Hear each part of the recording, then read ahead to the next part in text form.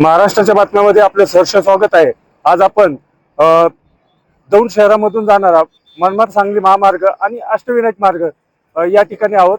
तर या ठिकाणी प्रत्येक भागातून जर वाहनाची वाहतूक होत असते, एस टी असतील, बस असतील किंवा प्रवासी वाहने असतील, येथून भरपूर वर्दळ चालू असते। परंतु एस टी मंडळाची बस या महामार्गावर मध्यंतरी थांबवली जाते आणि त्यामुळे अपघाताचे प्रमाणही वाढलेलं आहे। तर आपल्याबरोबर काही नागरिक आहेत, तर आपण त्यांच्याकडे जाणून घ्या।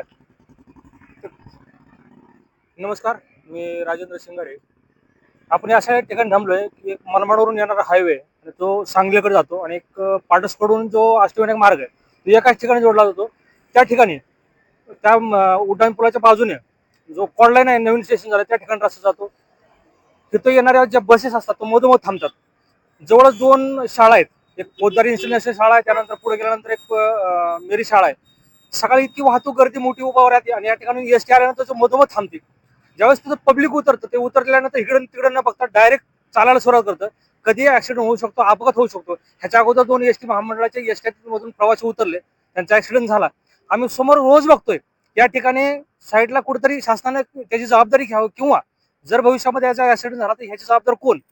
आणि त्यानंतर माझे असं म्हणणं आहे की या ठिकाणी साईडला एक थोडी जागा करावी, त्या ठिकाणी एस टी महामंडळाने त्यांच्या थांबा करावा असे मी शासनाला विनंती करतो। खरं तर खूप मोठा अपघाताचा विषय या ठिकाणी होतो। भरपूर जागा साईडला आहे, पण इथं करतानाच हा चुकीचा केलेला असं आम्हाला जाणवतंय। धन्यवाद। आपण काय सांगा? नमस्कार, मी Sachin Kharat, Republican party of India Pune जिल्हा अध्यक्ष।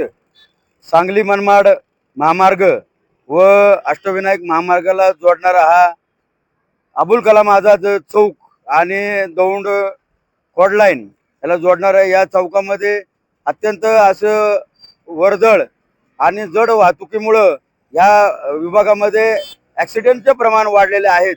आणि पर्यटकांचा जवळच आपलं सिद्धटेक गणपतीला जाणारा हा रस्ता आहे आणि त्या माध्यमातून इथं भरपूर लोक जमा होतात, पर्यटक येतात, तर ॲक्सिडेंट होण्याचे चान्सेस इथं खूप आहेत। आणि अनेक असे शाळकरी वाहतूक करणाऱ्या गाड्यांचे ॲक्सिडेंट इथं झालेले आहेत।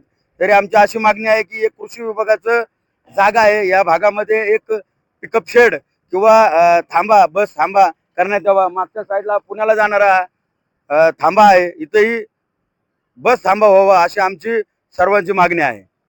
अबुल कलाम चौक दौंड येथे हे जे जाहिरातीचे फलक लावलेले आहेत, यामुळं पलीकडून बारामती मार्गे येणारी जी गाडी आहे पुण्याला जाण्यासाठी, तर त्याच्यामुळं नगरवरून येणाऱ्या गाडीला ते दिसत नाही। याच्यामुळं मोठा आणि गंभीर असा अपघात घडण्याची शक्यता आहे। तरी त्वरित प्रशासनाने हे लावलेले जाहिरातीचे फलक काढण्यात यावे।